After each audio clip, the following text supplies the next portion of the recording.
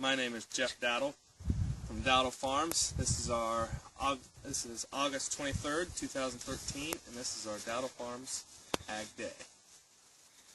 My name is Greg Dowdle, Jeff's older brother, and this afternoon we're going to talk to you a little bit about some of the process we've gone through in the year this year that we've seen in corn, and then also maybe in a month or so we'll come back with a bean report and maybe dig up some plants and see what we're seeing for pods.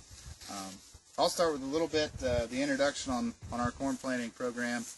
Most of our tillage programs are conventional tillage.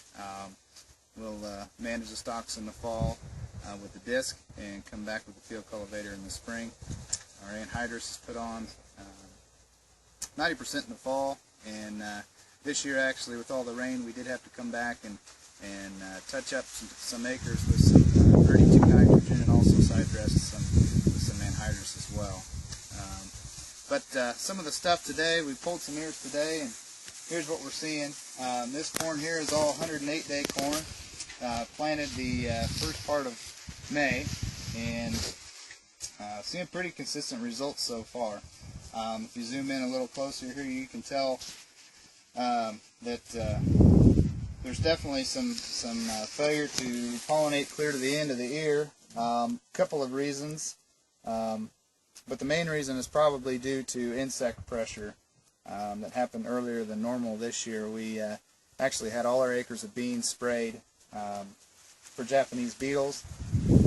Ultimately, that required us to come through and spray all our corn acres for Japanese beetles as well. But if you zoom in a little bit closer and take a look, you can see the earliest planted, these two ears were planted on the 1st of May. They suffered from more feeding than the rest of the sample here. These all have about a 3/4 of an inch tip back, and I figure that amounts to about 10 bushels an acre loss. If you just carry on down the row here, these two, and these two were all planted within the first week of May. The far sample over there, and you can tell the ears don't have quite as big of a girth.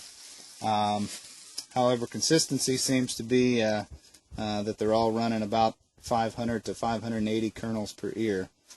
Stand counts are running right around 30 to 31,000 an acre too. So this is the farthest along corn. It probably is getting pretty close to black layer. Would estimate within the next week to 10 days we'll see some black layering coming in these kernels, and I would say by the last half of September there'll be some serious consideration on harvest. So that's kind of what we've seen. As far as the fungicide application, these 4 sets of ears came from 2 different fields. They both had an early application of fungicide. We were kind of hoping to see maybe a little bit different result in terms of kernels on the ear, but I guess it doesn't appear to be that way versus the other 4 ears over there, which didn't have Preaxor applied at stage 6. So we might have to wait till it gets to the combine to see if there's test weight differences or quality differences or dry down differences. So time will tell on the performance of that product. Everything else, as far as weed management, we used Guardsman and Roundup and had pretty good luck covering the weeds this year. Most of our corn acres we ended up only having to do 1 pass to cover the weeds. So other than that, I think we'll switch over to my brother Jeff. He's going to show us a little bit from the agronomy side what he's seeing and go from there. Thanks, Greg. First off, I'm just going to say, if you get close enough, you can tell the difference in maturity in this corn. This earlier planted corn's definitely got a better yellowing color, while this has still got the gold and the dents aren't near as far along. And when he was talking about the black layer stage is, I believe, 55 days after silking, and the national average is supposed to be next week, 10 days on black layer stage for the majority of corn acres. If you head over here to the end row, the first thing that sticks out to you is there's a little bit of rust damage on the plant. This would be what you call common rust, because when you scratch it off, it comes on your thumb, you can get the grit on your hands, and it doesn't go thick on the bottom side. If it was thick all the way through, most people would claim that would be southern rust, but that's just thick on top. That's just a fungicide, a fungus that's pretty common in most people's cornfields. They're not pretty hard to stop, and for the most part, you're usually going to see some here and there. And other than that, this corn looks pretty good outside, just some pollination in some spots, but for the most part, everything pollinated pretty well. The silks still got pretty good length on them and got good brown color and pollinated all out there.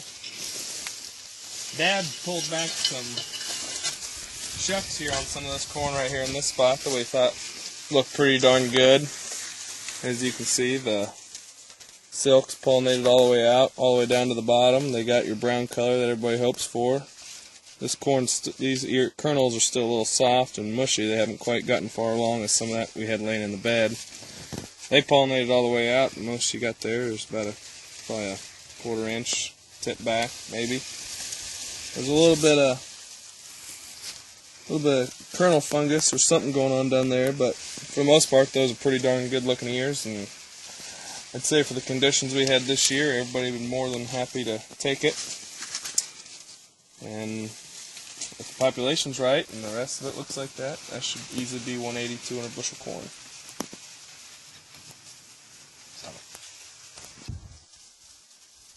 Welcome back. Now we're going to talk a little bit about weather conditions and what we've had this year for our growing season. When we were planting the seed, for the most part, temperature was pretty right, don't you think, Greg? Mid-80s, maybe, not even that. A late start, but yeah. Yeah, late start. It was warmer than normal, but we had a very wet planting season. That I don't know if you can see this, but there is still a little moisture in the ground. The majority of it would probably be from all them heavy rains we got at planting season, and we're talking 3-4 inches a week, a little more than what you'd call for. But after that, after June, the moisture kind of shut off to an extent. We got inch here and there, nothing crazy, but stuff that was carrying the corn along, keep it looking green and everything looking good, and I'd say the markets were reflecting that. And then after we got through mid-July, late July, that's when the faucet shut off and the temperatures kind of rose, and it started getting into the upper 80s, low 90s, mid 90s, and no moisture. And that's when you were starting to see the difference between heavy soil and light, sandy soil, and the coloration of the corn was starting to really change.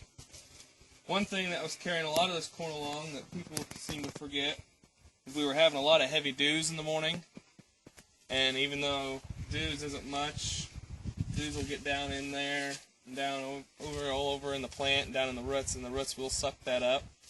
And that was carrying the plant along for quite a while. But I'd say in this past week and the week we got coming up with mid-90s to upper 90s temperatures and sunny, I don't think we're going to have the dews that we've been having that's going to carry us along, and that could definitely tell the story on some of this corn. Some of this corn might finally poop out the next week or 10 days. But for the most part, corn's getting pretty close to being made. It's got what it's got. It's going to finish out. Bean-wise, you still got another month at least. August is your bean-making month, everyone claims, and that will tell a story. If we get another rain or two on beans, that could really, you're really going to see the beans just shoot off, and you're going to see some big pods coming on, and maybe some 4 and 5 beans per pod. I'd definitely say over the last 2 weeks for sure, when the rain really shut off, we saw beans go from that really booming vegetative stage to a more of a retraction in terms of the growth stage, and really started to focus on putting energy towards growing pods. And as we'll show maybe in a couple of weeks or so, we'll go through some bean plants and count some pods and see how many beans per pod. But it certainly appears like the bean potential is there, yields are there, and plant health is there. So time will tell as to whether the next couple of weeks, facilitated by the last few weeks of dryness, will have had much of an effect on the bean yields just yet. So still good potential, still opportunity there, but still some time left in the growing season to define exactly what we're going to have on the bean crop. Back to the corn, the only thing I'll say on the corn left is an interesting note. At this point in stage in the corn where it's giving all its energy to the ear and just trying to put all that power and moisture into their kernels, most agronomists say an inch and a half to 2 inches a week is perfect for the corn plant, and we haven't had that, not even close to that. So it'll be interesting to see what will really come up of the plant and the corn. You'll really see difference in varieties and brands and traits packages to see what really held up this year with the lack of moisture at pollination and kernel size time.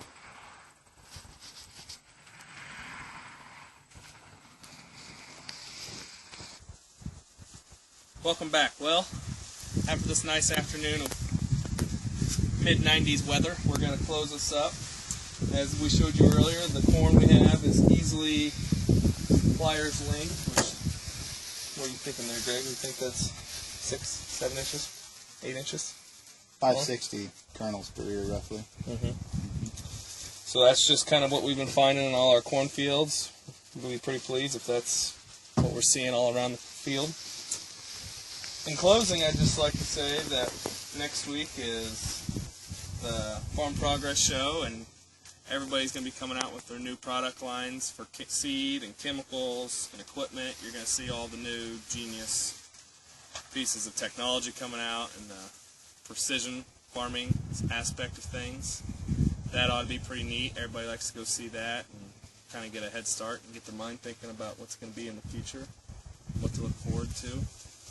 Also, like to say that with harvest approaching pretty soon, safety is a big aspect of things.